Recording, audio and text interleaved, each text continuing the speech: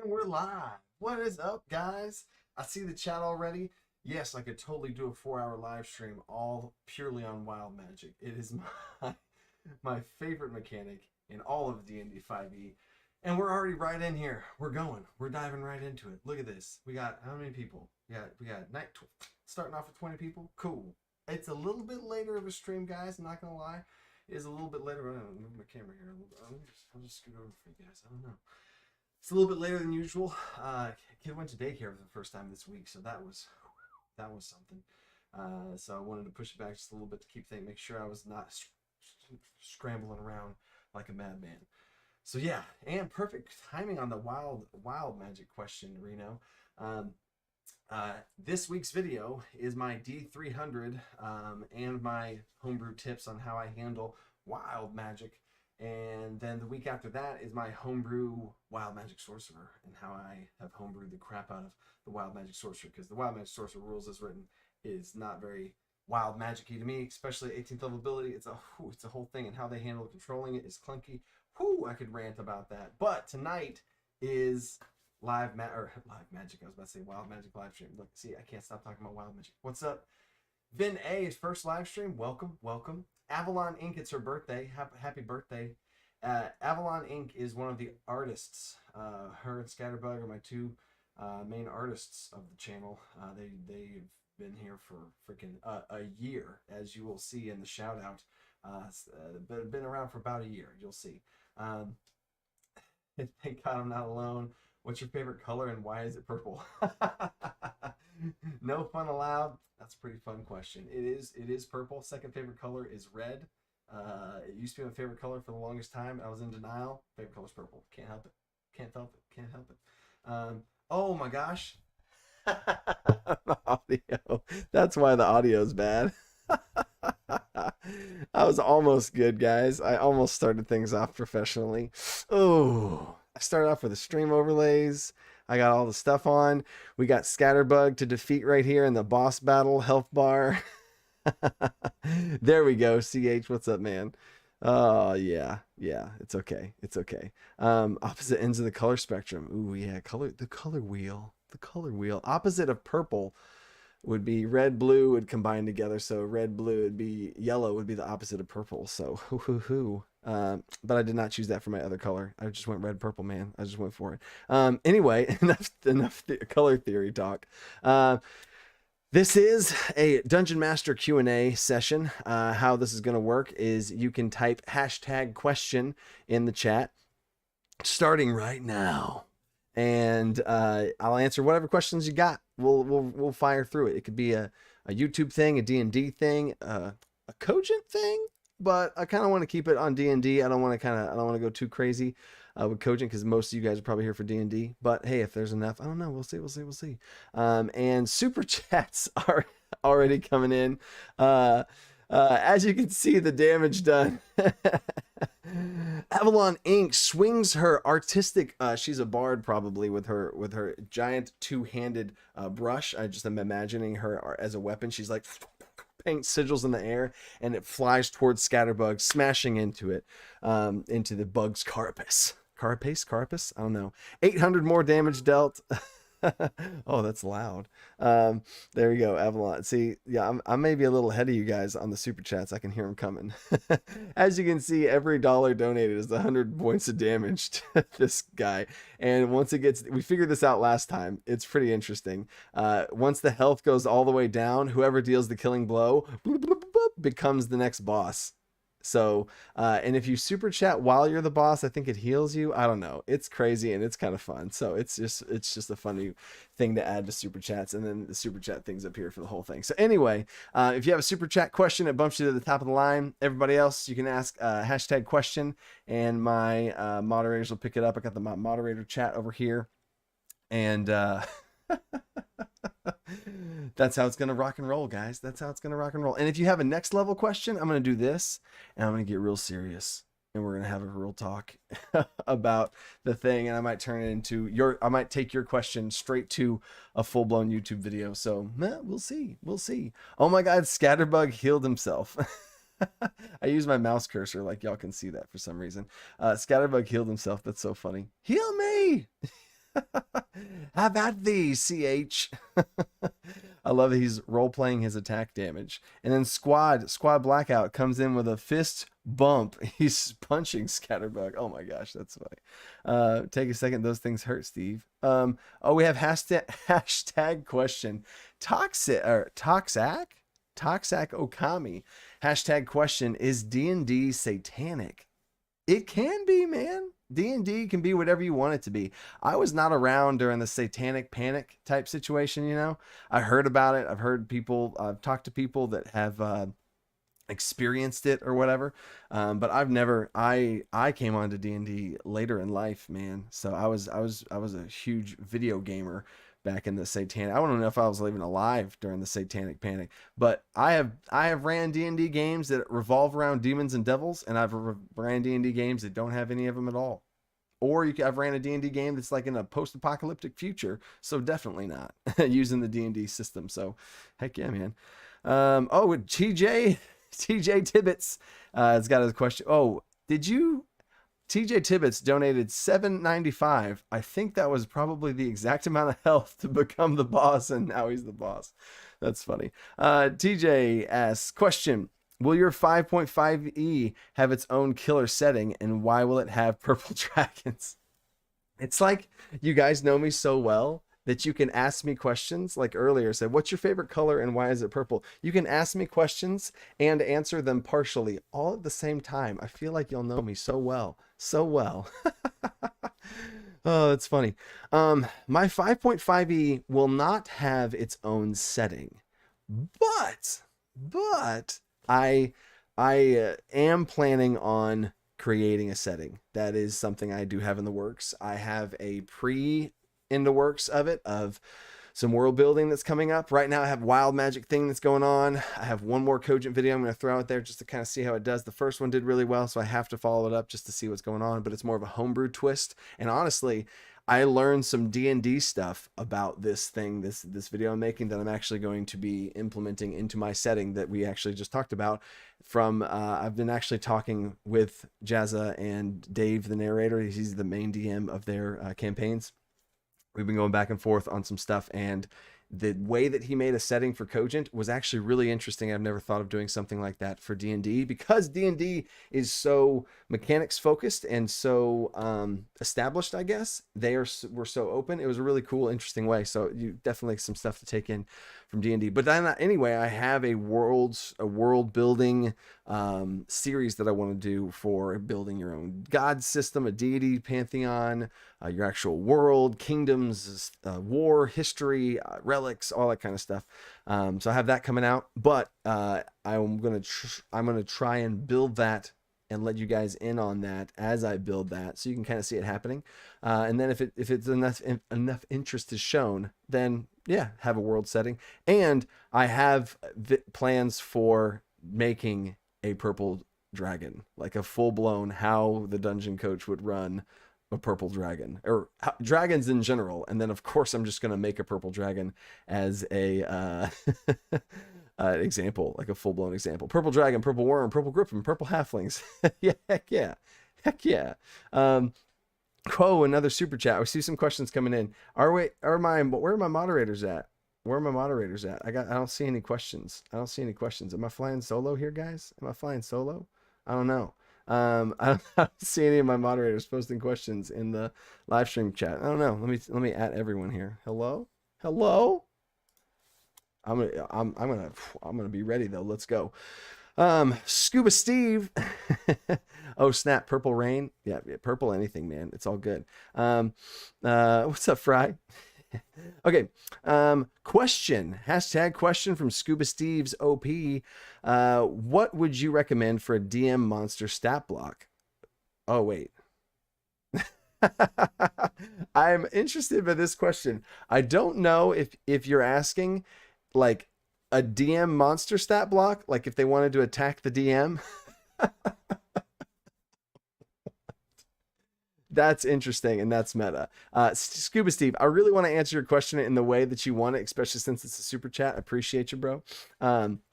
So what are you talking about, a literal meta like a DM, or as a DM, what do I want to put on my monster stat blocks? So I'm interested to see what you're talking about there because I want to answer your question straight up. So that's funny. Add on the lich is just to be safe. Oh yeah, lich is classic. Lich is classic, Richard. You gotta throw in a lich. My stereotypically, my first big 3-year long campaign, the main boss was essentially a lich. I didn't run like a lich in the player's handbook. It was 100% homebrew, every single thing about it. But you know, I can't. LOL. The DM as a monster. Okay, so yeah, that's what I thought you were asking about. So what would the stat block for a DM be if they wanted to kill me? If they wanted to kill me, they'd have to spend inspiration points to be able to attack me. they'd have to spend their inspiration, a meta thing that I gave them, to be able to deal damage to me. And if they wanted to spend their inspiration to attack me, they could, and I would build that damage up over time. And I feel like the world would just start doing things and try to kill them every time they did it. And if they won the battle that I threw at them, that was like obviously meta, like targeting them out of nowhere, doesn't make sense battle, then I would reward them inspiration points after that, which would be interesting. And it would be the whole thing would just snowball out of control. And that type of campaign is a low realism campaign. I'm going to talk about that in my world building type thing, but it's the how goofy are you running stuff? Like, is a talking penguin that sells items, or a magic item that's a talking penguin that summons other talking penguins, is that a magic item that can be in your game? If it is, that's kind of low realism, and it's not usually the games that I run, although those can be fun. But attacking the DM as a monster, that is something else. That is something else. I was never given mod access. Joffrey, oh really? I gotta fix that. DM me after this is over. CH, what's up, CH? Your mods have forsaken you, and your thralls cannot stop us. CH is the fire. He's poking the fire. He's making it worse, and he's dealt huge damage to TJ Tibbetts. Oh, that's got TJ Tibbetts. I'm hurting. I will survive. Oh, what's up? Okay, Ron, we got some questions going. Okay, sweet. All right. So, first question comes from CH. How perfect. CH asked the question, like a straight up question, and then he just super chatted and didn't even ask a question with a super chat. What a good dude. All right. Question. What's a book that inspired you to homebrew a class? Interesting. Well, first thing, CH, I don't read books. I'm illiterate. The last book that I read was Pathfinder 2nd edition. And that was fine. I can read books that that are like manuals of like interesting information, I guess. And I can read stuff like that. It's not like I can't read, but dude, guys, I don't know about you guys. Whenever I read a book, I have this high pitch ringing in my ear. I have this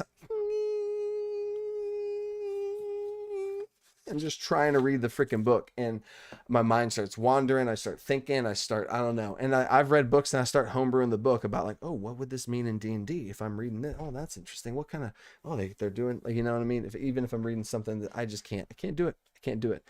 So yeah, that's funny. But to answer the question, World of Warcraft has inspired me and my friend to think about a shaman class.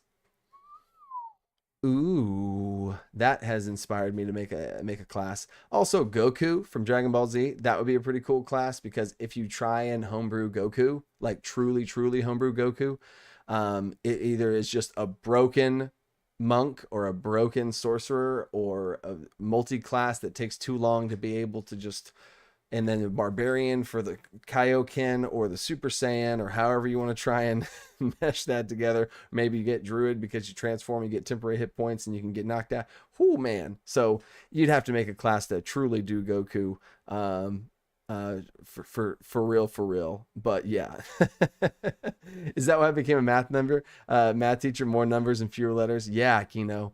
Yeah, that letters, it's so funny. If I'm in class and I have to write a word, I write the first few letters and I like squiggle it, and then because how do you spell that? I'm like, well, just write it down enough for you to be able to look at it. And if you knew you were trying to say parallel and you can look at it and you know you were trying to say, that's good enough, that's close enough, parallel, parallel's not too bad though.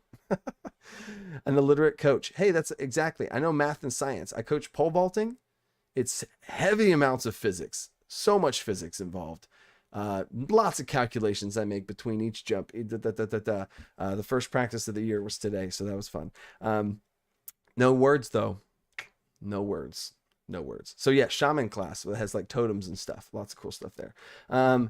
Next, oh, we got DC Artificer throwing his hat into the ring, and he takes out. He's now the boss man.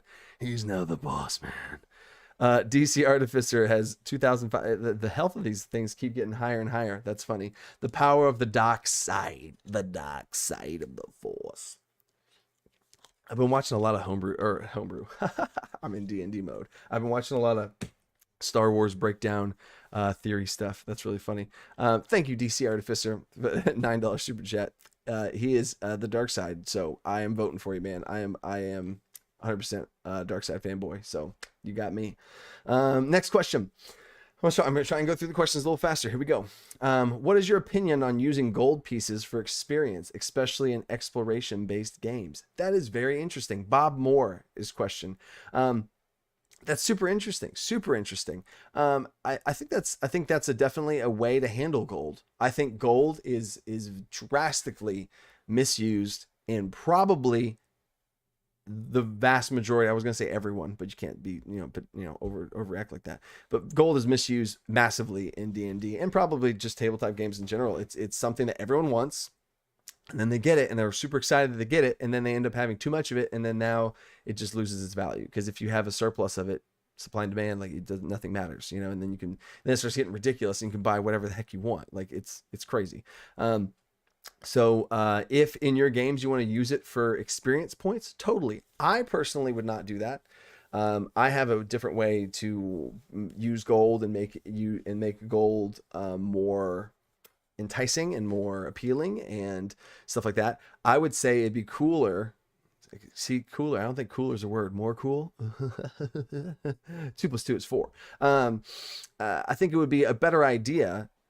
See, I don't even want to say better idea, because if you like the feel of it, and it's like, oh, we have gold and we can spin it on experience points, cool. You know what I'm saying? I don't want to if it's fun, go for it. What I would do is you could train to get another ability. Maybe there's a guy that has a spell that is a wise old man. He needs some money to be able to, you need to pay him to cool. Or in order to cast this spell, this person needs this certain ingredient, and that ingredient is in a certain town, and there's a cost to it, and then you have to buy it, So, or if there's some sort of quest thing that's needed and you need to spend gold on it. So I just try and find different ways to have gold mean something and give them ways to do it, and also find an upgrading system in some way to do that. And you can do that in a lot of different ways, but gold's a whole nother topic. Gold is a video I've wanted to do on the channel for a long time, but it's really hard to, it's a video I want to do right, because it's such a freaking big topic for sure. Kino, I was the only choosing pole vaulting was my sports exam. Wish I could have choose between high jump, long jump, or pole vaulting.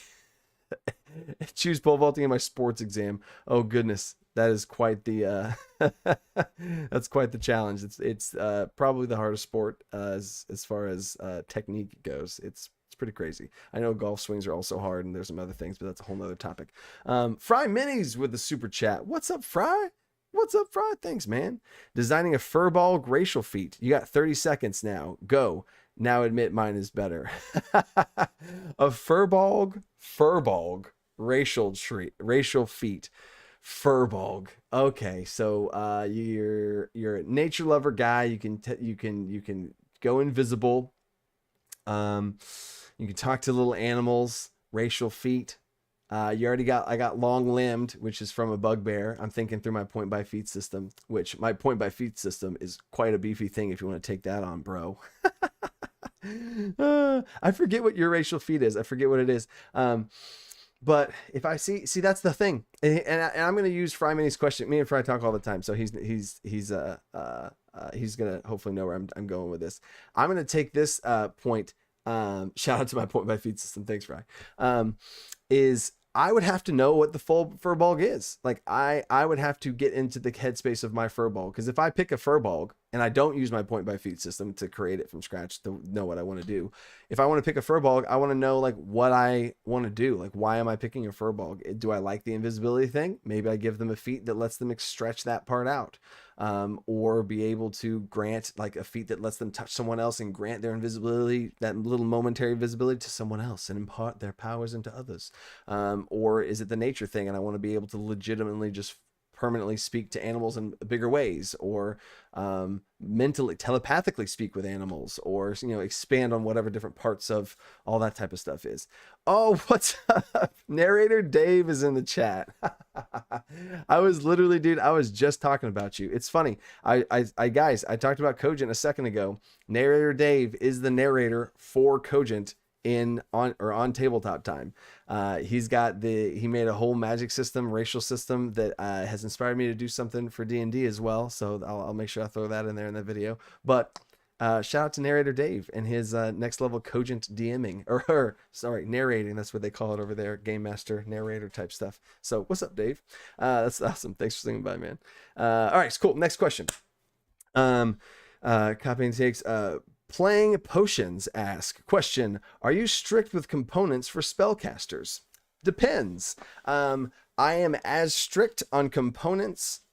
Ooh, I'm going to have a caveat to that. I am as strict on components as the player will allow me to be and what they feel like would be fun for them, to a limit, right? So if your spell components, if you ever, as soon as a player takes a spell, I'll all right, what's your spell list? Because I want to know what my player's spell list is. They have to send it to me. I want to know, because I don't want to be just randomly surprised. Like, oh my God, you got Force Cage. Holy crap. And I want to be able to know, this is like I said, this is a DM tip, on top of all this stuff.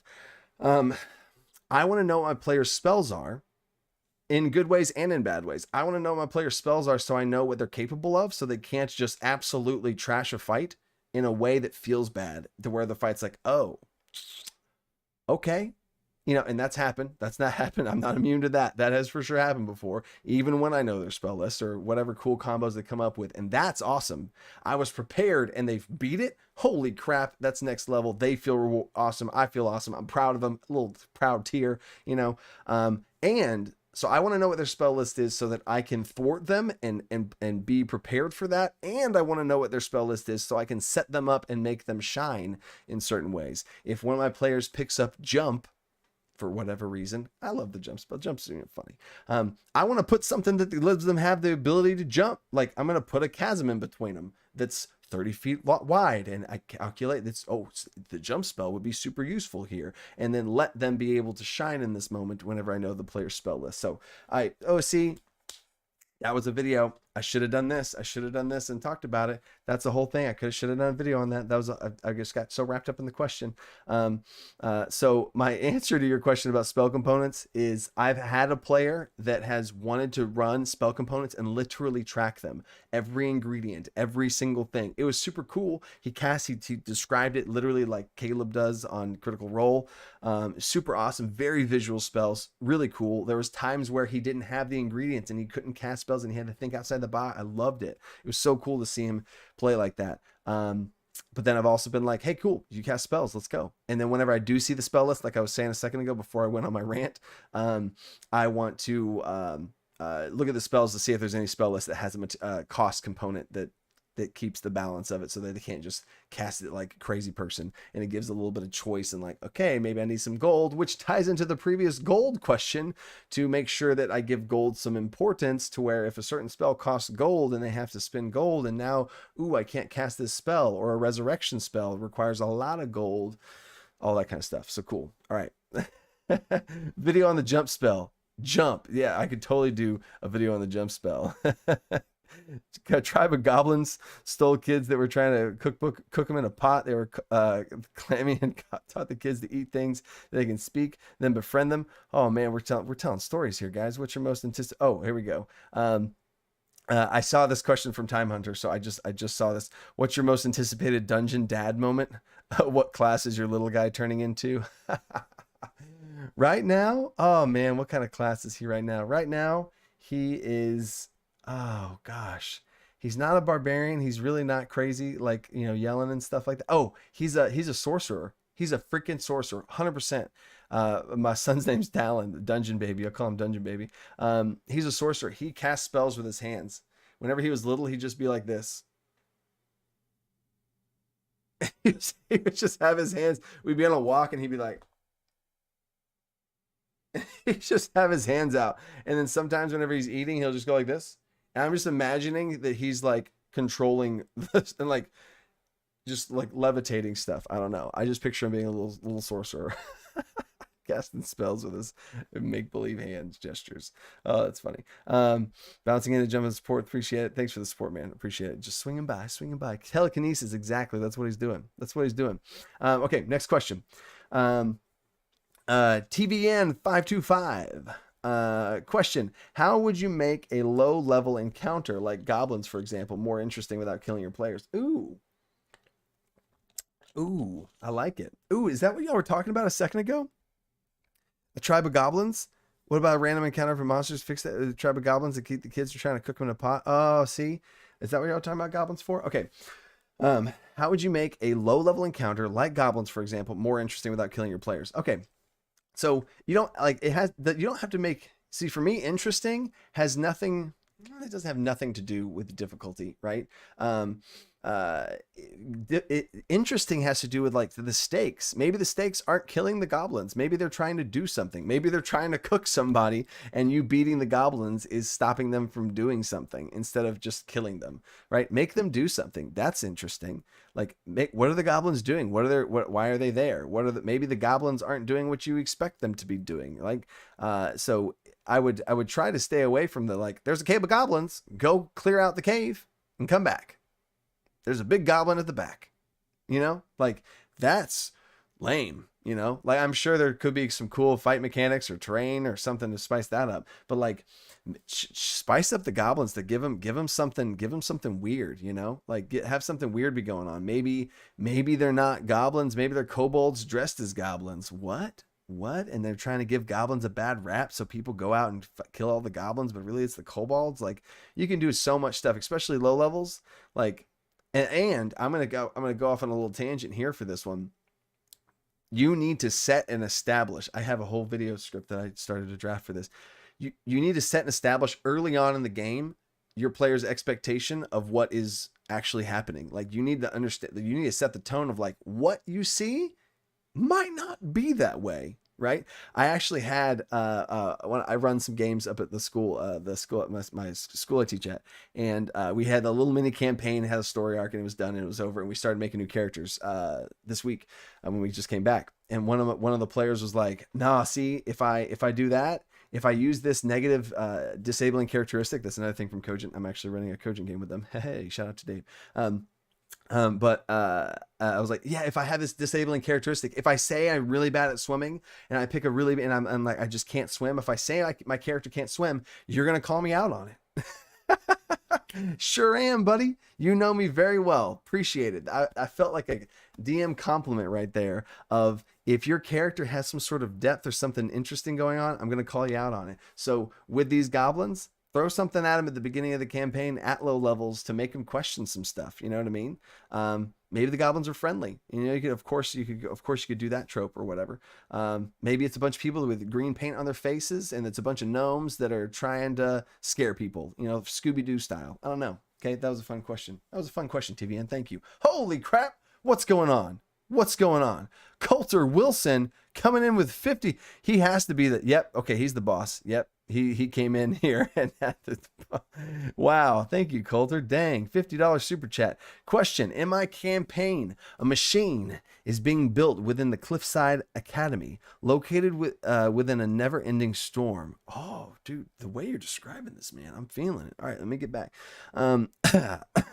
Machine is being built inside the Cliffside Academy, located near a never-ending storm. Think Frankenstein meets Cthulhu. Ooh. That runs off the dead souls. Wow. Okay. The villain is close to completing it. What should it do? Ooh, man. All right. This is cool, guys. All right. Let's take this on for a second here. You know what I'm saying? Like, Coulter's got a thing. Freaking $50 super chat, man. Super appreciate that. So let's really go here with some stuff. All right. And then CH with another super chat. Okay, CH, I'm gonna hit your super chat here too. Let's try and get this thing going with Coulter. I totally see it. I love the built into the side of a cliffside, right? Never ending storm. Maybe that's the source of electricity I'm picturing, and that's the Frankenstein thing I'm picturing. It runs off the dead souls. Okay, so the dead souls and all. Maybe, and I'm riffing here. Okay, anytime somebody wants some homebrew help or some DM brainstorm information, I'm just gonna rattling off everything that pops in my head. Good ideas, bad ideas, literally just brain vomit. So the villain's close to completing it. What should it do? First of all, it runs off the dead souls. What if this never-ending storm is also part of it? What if this machine is some sort of, it's like conducting the storm, or the storm is what you can like weaponize the storm, and maybe the storm keeps growing, and the storm is killing people with the lightning bolts, and then that's what's causing the dead people, and it lives off those souls. Or if you want to disconnect the storm from the whole thing, it runs off dead souls, so that they're now, this machine, see, I feel like this machine, and you're referencing Frankenstein and Cthulhu, I feel like the machine's bringing back to life some sort of monster. I don't feel like the machine, like it's dead souls, and I don't see the connection to the storm anymore. Maybe the storm is what charges the actual machine. Here's what I'm picturing now. I'm trying to now run it off as a DM as far as how the mechanics go. It's a machine that needs electricity to run. So this never-ending storm fuels this massive machine that's built into the cliffside. And I'm also thinking of ways the players could handle this, of like maybe they can try and tackle the storm in some way and figure out a way to, find the druid from the cliffside and deep in the hills, to be able to help them, let me stand. I can take down the storm, but you need to protect me. That type of thing. That's kind of epic. We need to stop the storm, you know what I'm saying? And then the storm and the lightning causes the machine to like churn over and everything. But the souls of the dead is the fuel, and this is the Cthulhu Frankenstein part of it that needs to go into this dead creature, right? You can think Draco Lich or something like that needs the soul of this original dead thing, but it needs more to help fill out the rest of it to be able to bring it back, right? That's going to be a Frankenstein type thing. Or maybe it's not like a Draco Lich thing, and you completely redo that, and it's literally a Frankenstein hodgepodge monster of just a mashup, a freaking just stitched together golem flesh monster of creatures just stitched together in some huge massive way. I want to see what you guys said. What if it's combined a bunch of dead things into a massive undead creature? Goldie, got it. You get a gold medal for that one, Goldie. What if it created sort of undead titan? Guys, y'all are right here. We're synced up, guys. We're synced up. Summons a great old one. Ooh, what if it summons a huge undead titan of this mass amalgam of just ugly creatures, and the great old one possesses the body, and they're building the souls to put into this thing to be able to have enough of a soul link or a soul connection or a soul pool to give the great old one the ability to freaking go in there. That's great. Maybe it's making Storm Giant Elemental. Ooh, see? Interesting. And that's focusing back on the storm and everything. That's where my Taras scroll. That's where my head was going. Like, all right, it's the storm. How can I tie in the storm thing? I'm saying it's a fuel source for the machine that is building back this thing, right? That's super awesome. What else we got? Dragon flesh golem. What if they're stitching together monsters in like the shape of a dragon, and it's like this nasty flesh undead? It's like an undead dragon, but it's not even a dragon. It's made from other non-dragon things. Whoo! What if you got a lightning machine, final showdown, have layer actions, resemble call lightning? Oh, for sure. If you fight around this storm, or maybe if they fight inside the thing, the machine's kind of trying to grab them and rip them apart. If you fight outside in the storm, layer actions is lightning all over the place. CH says a storm cloud could be the tempest elemental, and the lightning raises everything and kills as undead thralls. Oh man, see, y'all are combining all the lightning and the undead stuff. What if the storm was purple? There we go. Dungeon coach stamp on that one. Whatever it kills, it gains their abilities. Ooh, that's where the souls come in. Kind of what Coulter said.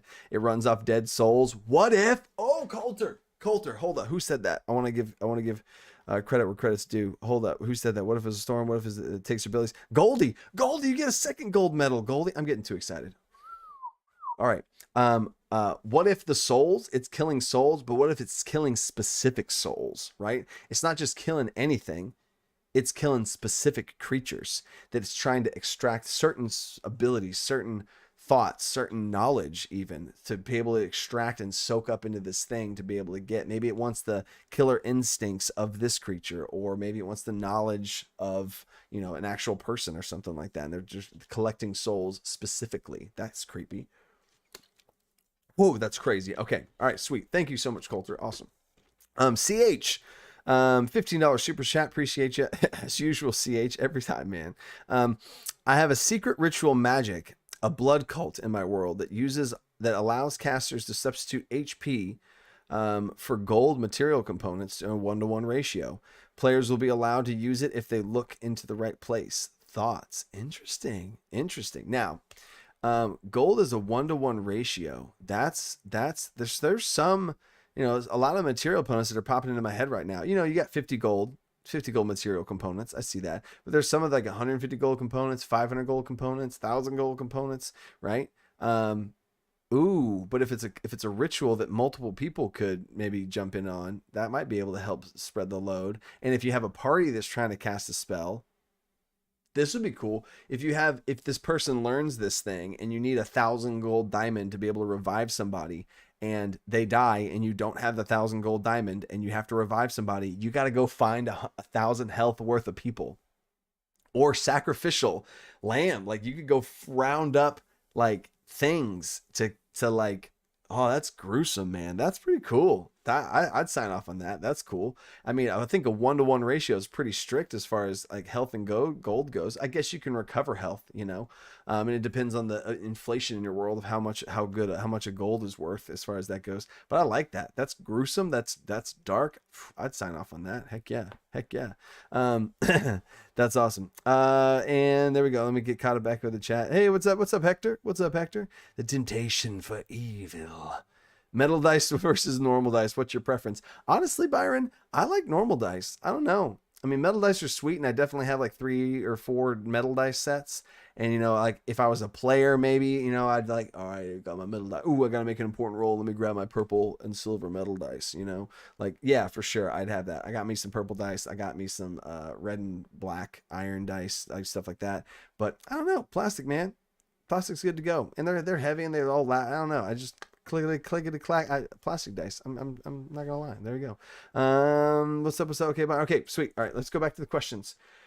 Man, see, I'm getting behind now. We ranted. I'm gonna try and go turbo mode. We're gonna go not timeout, I guess. That would be. We're gonna go turbo mode, I guess. Okay.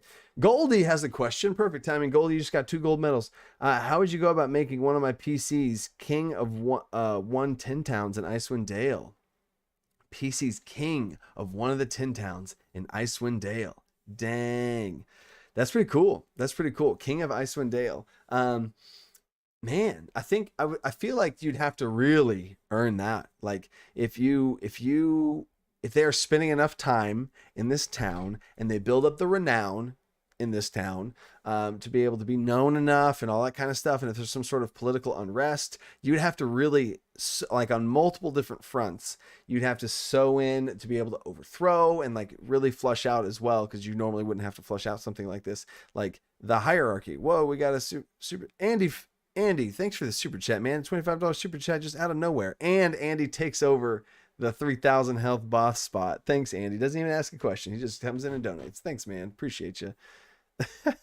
But back to Goldie's question. I would make them earn it, because if they become king, it's not going to feel cool. You know, they have to like really prove themselves. So I would give some sort of quest line of multifaceted, like they gotta be able to, you know, some sort of social type of encounter stuff to like go around and like be the person that they have proven themselves, whether it's from going and doing the quests in the game, as far as in the module goes. I mean, I honestly feel like, especially with as gloom and doom as Icewind Dale is, you could definitely kind of like, if you bring some hope to the city and you're like the one that did it, you could totally make a pitch for it. I think that'd be sweet, and give them some sort of social encounter that they can work their way up, and maybe like a skill challenge social encounter. And if they win it, they get it. If not, they got to go back and keep going and keep working. I wouldn't have it be like a hard no as soon as they fail or something like that, but I'd give them something that they could fail, and if they fail, they got to keep going and doing stuff, and they can come back again later. They got to build up a better resume, or do something else crazy. So whoa, did y'all see that? Did y'all see that? I just wanted to talk so much. I just was like, I did this real quick, and then water just came out because I'm trying to talk so much. I have no time. I need to just inject it, but my throat's getting dry from talking. Keep doing what you do, coach. Appreciate it, Andy. Thank you, man. It's cool. It's cool. Do you mean speaker? Speaker. Wait, what? What? Okay, questions. All right. There's Goldie. Boom. Question from Vin A. Question from Vin A. Have you ever run a darker / macabre story arc? If not, would you be interested? Interesting. I'm trying to think. I've done some, like, you go to the demon plane and everything's dark and evil. I've done some of that stuff. I have not done anything like, Call of Cthulhu or anything like super, super dark like that. And I haven't done that. And I honestly feel like it's probably because my players haven't been like jonesing for something like that. Cause I very heavily, base my game on my players. Cause I think that's, that's their experience is like my main goal is to give them a fun time. And as long as, I usually have a blast doing it. So we're good.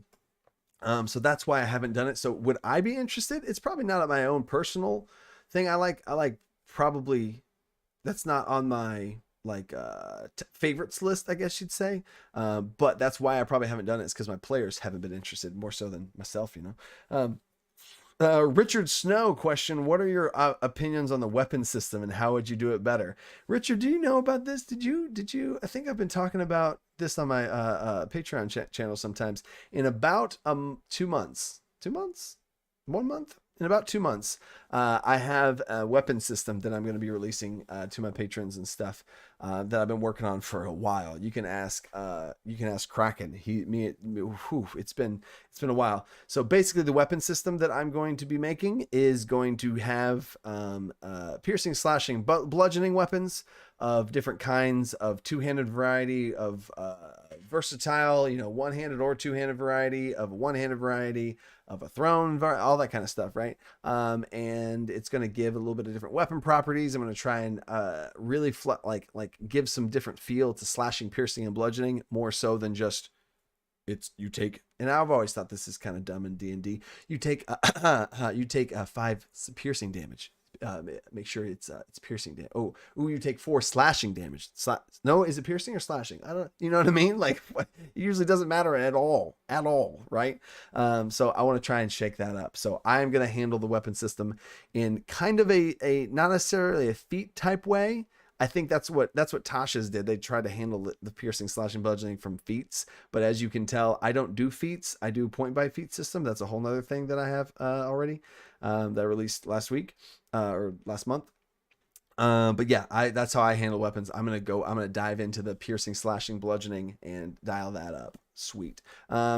CH Super Chat. Oh my goodness, man. $20 Super Chat. Thank you, bro. The thing I appreciate about you, coach, is that even when you try to go turbo speed, you can't help but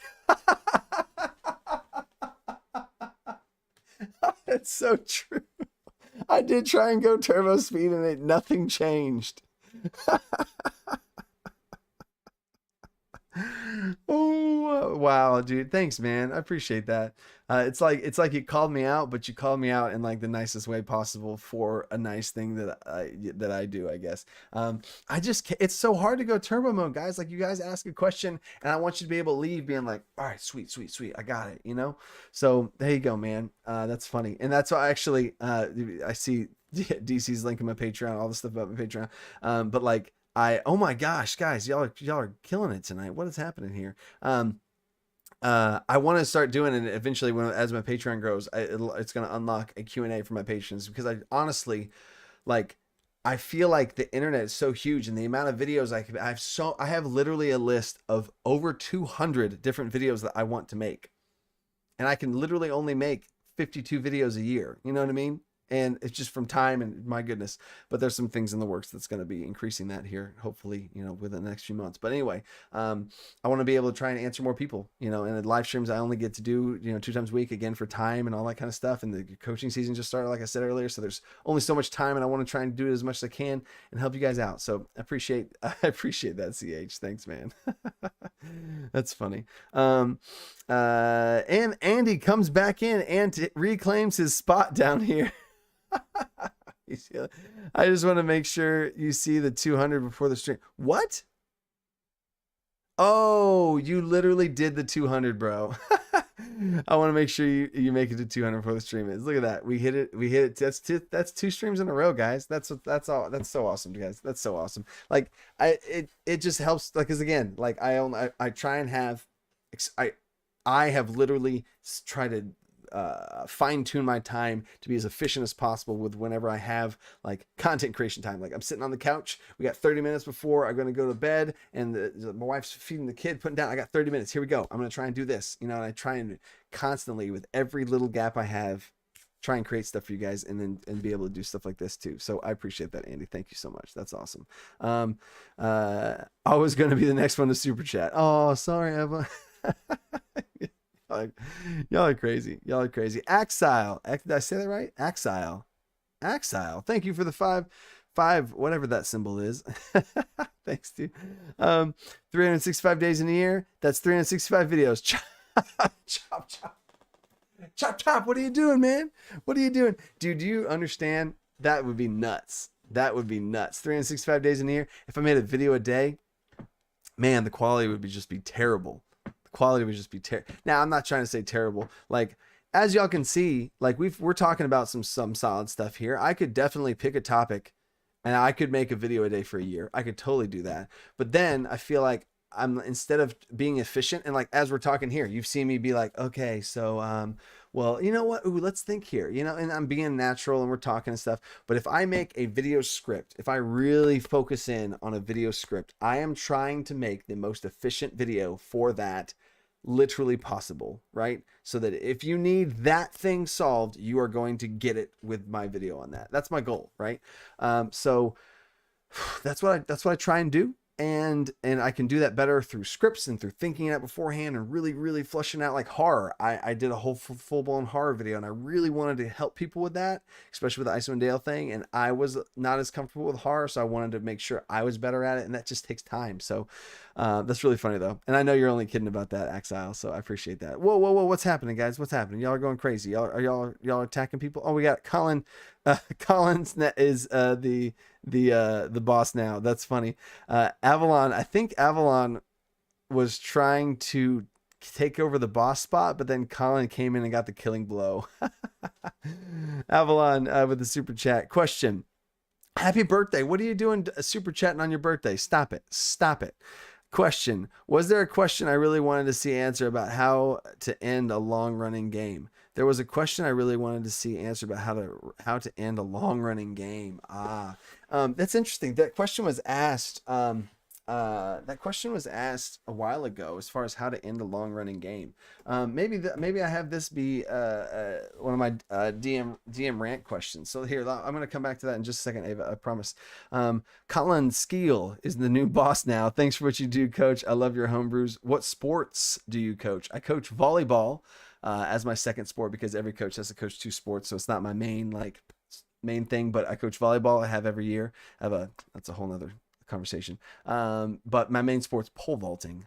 I coach pole vaulting. I also coach high jump, triple jump, long jump. I'm the jumps coach, but pole vaulting is my main bread and butter. It's what I'm known for in the community or whatever. But pole vaulting, it's a really hole in the wall weird sport, but I could do a whole rant. I thought about multiple times before I did this YouTube channel. I thought about making a pole vault YouTube channel, so that's a whole nother thing. Okay, so Avalon's and CH with the $1 super chat. I think he was trying to get the killing blow, but then Colin got it. So that's really funny. CH, you ninja. Okay. So, how to end a long running campaign. So, Yeah, I'm gonna have this be the rant thing. Okay, so how to end a long running campaign. I had a campaign last for 3 years, and it's a feat in itself to be able to do. It's people, multiple people coming to, whether it's at the table or from at a distance now, coming together consistently for such a long period of time, over 3 years, pretty much every week, right? To be able to come together and play this game and tell a story. It's a big daunting task to try and wrap it up and put a bow on it and have it feel good, you know, because it's something that people know it's coming. They're kind of sad about it ending, but you want it to also be excited about it ending so that you can see your characters end of their story come to fruition, and there be a light at the end of the tunnel for the next session you run, and be excited about next characters you can tell. So the little mini tip here is to, you know, whenever campaigns have been reaching towards their end, I've been kind of talking about like, hey guys, you know, like I'm excited about whatever the heck we're going to do after this, just so that there's not that looming cloud over it, you know, if people like, oh no, like what's gonna, oh no, you know, like the worry about the unknown of afterwards. So I've been like, hey, like, you know, like this is, we're going to do some cool stuff. I'm excited to see what we do after this, but I really can't wait to finish and make sure that the campaign you're wrapping up is still the center focus point. So how do you wrap it up? I literally, when I was wrapping up this 3-year long campaign, the two big things is you need a huge finale climax moment, right? Movie scene, epic battle is usually the way I go with it. I mean, you got to have I feel like you have to have a combat to finish it off in D&D, at least. You got to have some big combat, but after that combat, there has to be choice. There has to be heavy weighted choice based on so much that came before that, right? So here's the two things. So one is each of my characters have to have some sort of each of their individual story arcs, each of their individual character arcs that have been coming to however much fruition it's came to. What are their goals? What have they been working towards this whole time? Have they accomplished it yet? So I take a big step back and I look at each of my players. What have they accomplished? Like, what are they wanting to do? And as I'm approaching the big final villain battle, I need to make sure that they have gotten to some point beforehand, because it's going to feel bad and feel odd for that character to be out of the mix if they haven't done that yet. So I took a big step back. I had four players in this. One of the players hadn't had enough for their character yet. So I made sure I reorganized some things, and that the story arc leading up to the big finale, the big final city that they had to go through to find the layer of all the stuff, right? I made sure that along the way they found some things about their past with their dad, and there's some things that the character was at its core that they learned about their character to give some sort of closure and mystery about, like, whoa, my dad was connected to all this. He did this to protect me. Oh my God. And this character found out that they were actually more invested into the story than they maybe realized, and that it has some weight on them now, and maybe some things that they had also built up this whole time were in danger. The big boss guy is affecting the loved ones of the players. There's something going on away from them. While my big final fight was happening, the entire city was essentially world from their perspective was under attack.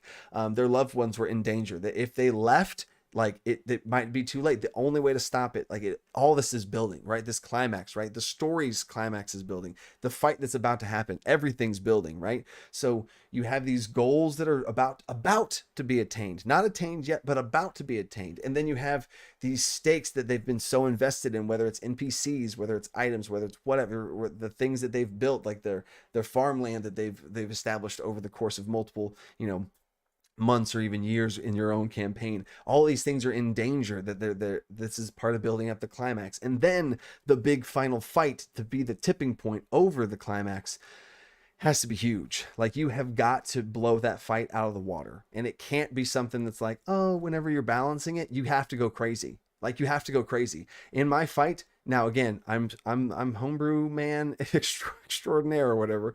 I'm all about homebrew. So they were fighting a lich. Now, again, it's a full homebrew lich. It's nothing to do with the player's handbook lich. It was insane. He had layer actions that summoned undead up the thing. They were fighting 4 clones of themselves that they had been throughout the entire campaign grafted from, and they've got pieces of to make these like haunted, like undead versions of themselves that they were fighting. And whenever they used abilities, it triggered abilities, and that's when the paladin activated divine smite. It's its evil clone version, activated its evil divine smite. Sorry. When each of them, so they had to think about their abilities, and that's going on at the same time. It was a lich that was riding a mount of a Draco lich, so that's double lich fight. One of them is a dragon lich. Like what? And then there was a daughter of the big evil guy that was trapped in a time bubble. Like there's so much going on, right? And I think there's even more stuff that I'm leaving out here as far as layer actions and villain actions and all this stuff, right? The fight's insane. And it ended in the most epic way possible, with two players using their abilities in ways that had been building up but never truly used before, merging together to all come into one, while the another player saves the daughter of the villain, and they end up defeating the villain and saving him at the same time, which was one of the themes of the entire campaign, all in one moment. Wow. Right, so everything led up to this satisfying ending of this epic fight that it could have gone bad. They could have lost. They need to feel like they could have lost the whole thing, which is scary as a DM to do. They should be able to lose the entire thing, and the fact that that is over them makes when they do win feel that much better and feel like the end of a campaign, because they could have lost it. They could have lost in that fight, and the whole world would be, their loved ones are gone. Everything that you've built that tension up with, gone. But that didn't happen. They did win, right? I just got chills talking about it right now. So if you want to end a campaign, you have to think about all that kind of stuff. And then when it's over, the final thing, you need to have choice. There needs to be some type of player agency to be able to then, how are we issuing this out? What is because the game is going to end, but in their minds and in your hearts, that's a little sappy, but truly in your hearts, the game continues. Those characters live on. What happens? They need to be able to establish a tone and send it out from there, right?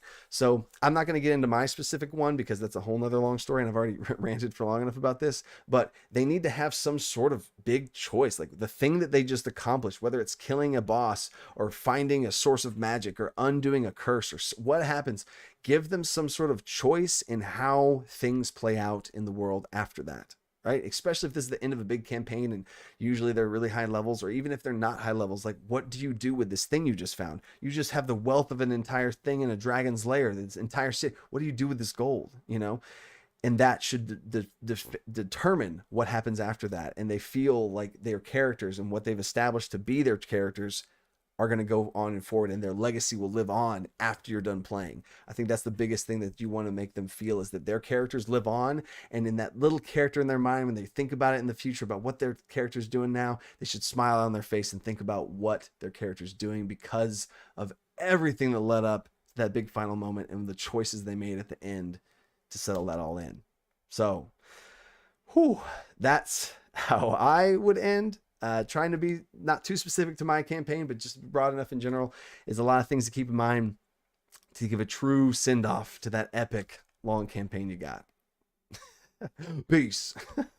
So, man, that was a rant, guys. Holy crap. So, sorry, that rant was so long. What even happened? Holy crap. What?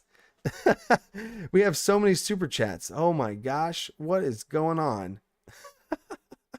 Okay, so as y'all can tell, I got pretty passionate about that one. That one's for sure gonna go up on YouTube as a thing. So Avalon, I don't know who the person that chatted that was, but I appreciate you asking that for them. That's really sweet of you.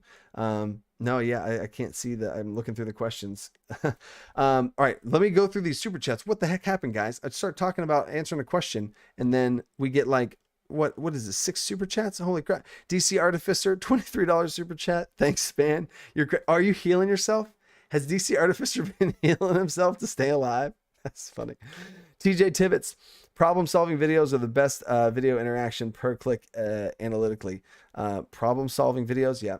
They don't get biggest views, but they get richest followings. Did some research on it recently. Yeah, man. Like if I feel like back when I was a consumer of YouTube, like, and I just watched a bunch of videos, when I was like, man, like, I feel like that person just solved a problem of mine. Boom, subscribe, turn on the bell, all that kind of stuff.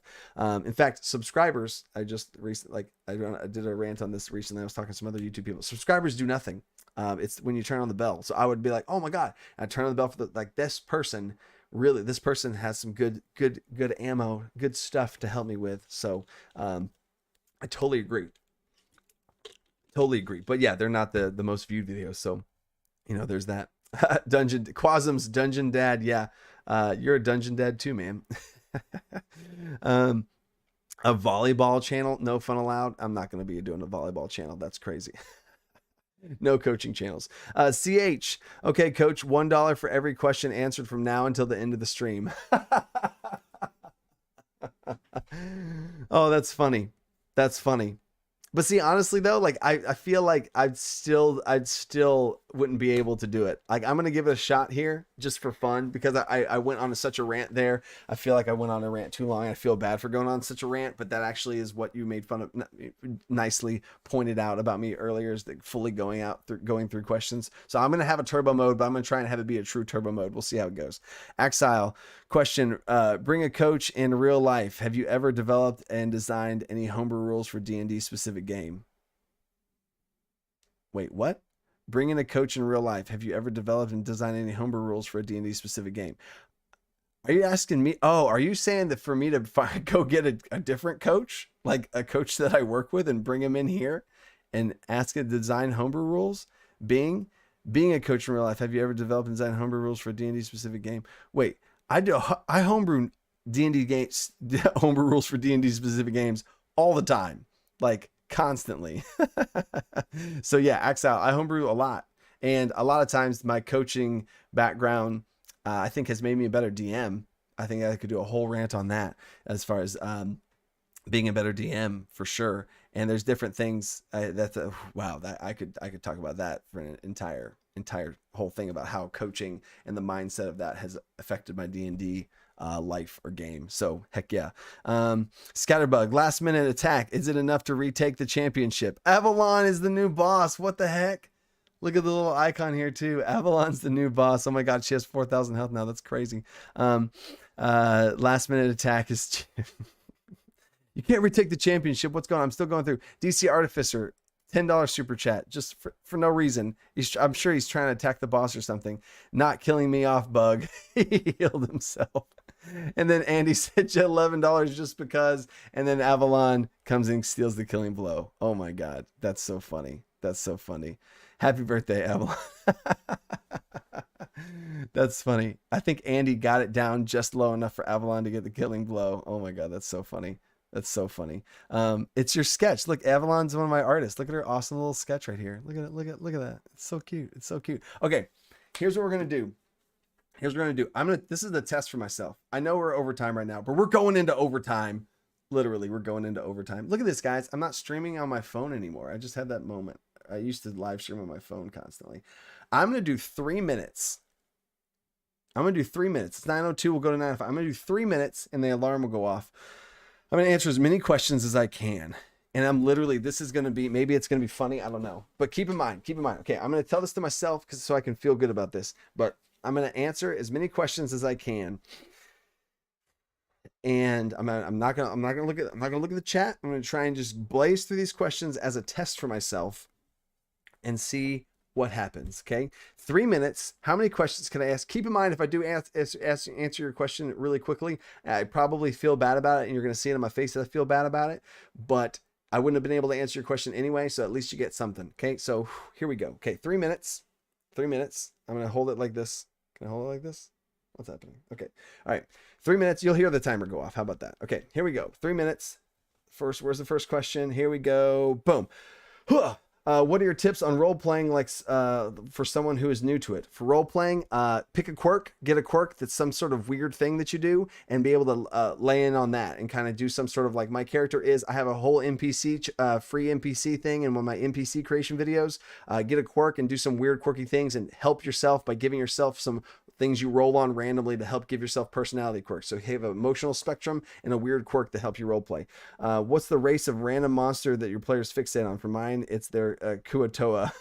Race of random monster your players fixate on? Kobolds. I think I maybe throw in kobolds all the time because I love lizardy type creatures. What's your most anticipated dungeon dad moment? I answered that. Have you used universal material component? What replaced with others? Universal material component. I've had it be just like magic dust or something like that. Again, based off of what my players want to do with their spell components, if they want to be super specific with it or not, or they just want to go.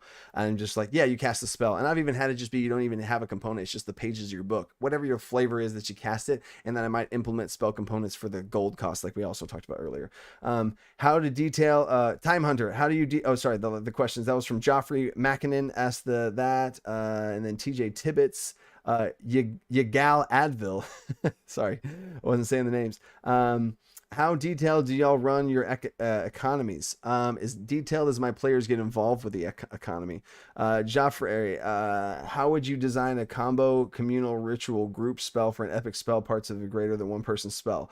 One person would need to trigger the spell with a spell slot, and the other ones could add into that spell slot. So they'd have to collectively cast the spell of the spell slot required. So if it was some sort of communal ritual spell 7, you would need a total of 7 spell slots levels spent on it. So one person could do a spell level 3 to kind of get it going, and then you could add in a 2 and then add in another 2 and then math, and then it's 7. 3, 4, 5, 6, 7. Just double checking my math. Here we go. Taras Scroll question: how would you have an elemental planes different other than material planes? I have an entire thing on my Patreon PDF of my custom digital resources, and I would do a full-blown planes thing. I have every single plane of existence flushed out with a unique zone-wide buff that I would give. 45 seconds. There's a zone-wide buff, an effect whenever you enter, an effect whenever you leave, a zone-wide buff while you're there, a debuff when you're there to make you feel it, and then things that you encounter along the way to make it truly feel like a different location that's out of this world. Second bad went down. Question: any tips on DMing Curse of Strahd? I've never ran Curse of Strahd. I think it's awesome. Lunch Break Heroes has everything you got on that. Question: have you created any final spells that will kill the character in any ways that wish them back and True Resurrect that will kill the character and only way to bring back? Have you created any final spells that will kill a character? No, like power word kill. I want my players, if I do kill my characters in some way, I want them to feel closure and not feel like I just literally just zapped them and literally killed them, right? Question. Oh, look at that. Look at that. Okay. I did say the question. I started reading it, so I'm going to finish it on Yagal Advil. Hey, coach, how do you feel about people having many limps? Having many limps? Like an orc having limbs. Okay. Like an orc having 4 arms that would give extra strength or something. Interesting. See, I have a point by feat system that I would probably handle with that. And depending on, so first of all, if you want to have a creature and play a creature or a race of whatever and have 4 limbs, go for it. Have 4 limbs. Cool. If you want there to be a mechanical value to those limbs and have some sort of like, I can grab more things or I can hold more things. Okay, cool. So if you want it to be just purely functional and yeah, then sure. That's probably like, I'd give it a point or something and they'd have to spend that point, or it would be some sort of balancing thing that they make their race of it. Cause there's not any races I know of that just have 4 limbs as far as, mainstream type races. So yeah, that would be an interesting situation. But if they wanted to do something where they actually have some sort of bonus, like they have a bonus to literal strength, like they have more strength than they should. I've done stuff like that before. I've given extra stat bonuses out based on the character's backstory, based on the character's kind of the vision of what they feel. Every time my players make characters for a campaign or even a one-shot anytime, I have a buffer room. They all make their characters, and I have a little extra buffer room in my mind that I want to give extra stuff to each player. Sometimes it's extra proficiencies, or sometimes it's extra this. Sometimes it might be extra attribute points. I don't know. It's what balances them out to let them truly feel like their character that would be missing from the things that you don't find in the book. You know what I mean? Because I want them to feel like they're playing the character they're trying to feel like they're playing, right? So there's that. That was hard. Whoa. DC Artificer, $42 super chat. He's the boss now. Wait, CH is the boss now. How is CH the boss now? DC Artificer says, I'm back. What? Oh, and then CH, let's just round up, coach. GG. Wow. $50 super set chat from CH. What the heck? What the heck? That's insane. No wonder CH is the boss man. And then Andy comes in. I should narrate this like a freaking combat. $400 just because you deserve it for what you do. Is that what we're at now? Dude, guys, look at that. What? 410. That's insane. That's a record. That's for sure a record. We hit 300 on the 10,000 live stream. That's insane. Oh my God, guys, that's crazy. 400 because you deserve it for what you do. Thank you so much, Andy. That's awesome. That's awesome. DC, what is going on? Y'all are hijacking the end of the stream here. Y'all are hijacking the end of the stream. I was trying to end the stream with a bang. I was trying to end the stream with a bang, but now y'all are stealing my bang. Stop stealing my bang, you bunch of jerks. That's so funny. Thank you so much. That combo. Because it's DC Art. He stole the thing. He stole the thing and he has 5,000 health now. That's crazy. What is this going to be? Like, what is it going to have? Like, that's so funny. That's so funny. Bang, bang. Don't mess with the wizard. He's a wizard, guys. He's an ancient wizard. You can't. He just obied my Kenobi. Guys, that's a record for sure. 430. That's nuts, guys. Honestly, like, what's crazy is, with YouTube, and I'm monetized on YouTube now, all that stuff, over half of my income or more from YouTube is super chats, which is crazy. Like, making a video, I get like 20 something bucks. I don't turn ads on. I don't have mid-roll ads. I don't have in ad credits. I just want you guys to be able to watch my videos, and that's kind of what my Patreon's for, is like, I feel like everything and all supporting a Patreon so appreciative. I want to be able to make videos that aren't just like, oh, oops. Okay. I really want to know what you know what I'm saying? So like, I try not to turn on a bunch of ads like that to give y'all a better experience. So these help so much. So I really appreciate that, for real, guys. Thank y'all so much. It's literally over half of everything on YouTube comes from literally these things. And they're so much fun. They're so much freaking fun. I want to do these more, and I want to be able to, whenever I have more time and I can try and do this full time, I would do these more often. That's so awesome. That's so awesome. Bang, bang, combo attack. Don't mess with the wizard. Yeah, that's what you just said. We're scrappy fighting type. CH, is there a way I can just give straight to you? I don't like YouTube and Patreon taking such large cuts. I do have a PayPal. Yeah, I have a PayPal link in the description of all my videos. That's just a straight up PayPal link, and you just choose send a friend or whatever, and it just sends it straight to me. Because yeah, if y'all didn't know that, YouTube takes 30%. YouTube takes 30% off the cut from everything. Any money that's donated, anything, they take 30%, and I get 70%, which is, that's just, behind the scenes information there. Patreon's better. Patreon, that's why I say it so much. It might be annoying to some of you guys, and I'm sorry if it is. But Patreon takes 8%. So no duh. And DM's Guild, for all the PDF stuff, they take 50%. So yeah, everything's going to be on Patreon. I can give it to y'all for cheaper. Y'all can buy it for cheaper, and then I get more of the cheaper, which is still more than what would I have gotten from DM's. So yeah, that's it. It all matches out. So whew, wow. Anyway, guys, thank you so much. This was fun. I like the rant that I was able to go on. Hopefully y'all appreciated the turbo 3 minutes. I was able to try and fly through some questions. So, that's so cool. That's so cool. So anyway, I appreciate you guys so much. This is insane. This is our goal. Y'all doubled the goal. Like, what the heck? So crazy. Tell the DC wife hi. I'm going to go tell her. She's actually napping right now.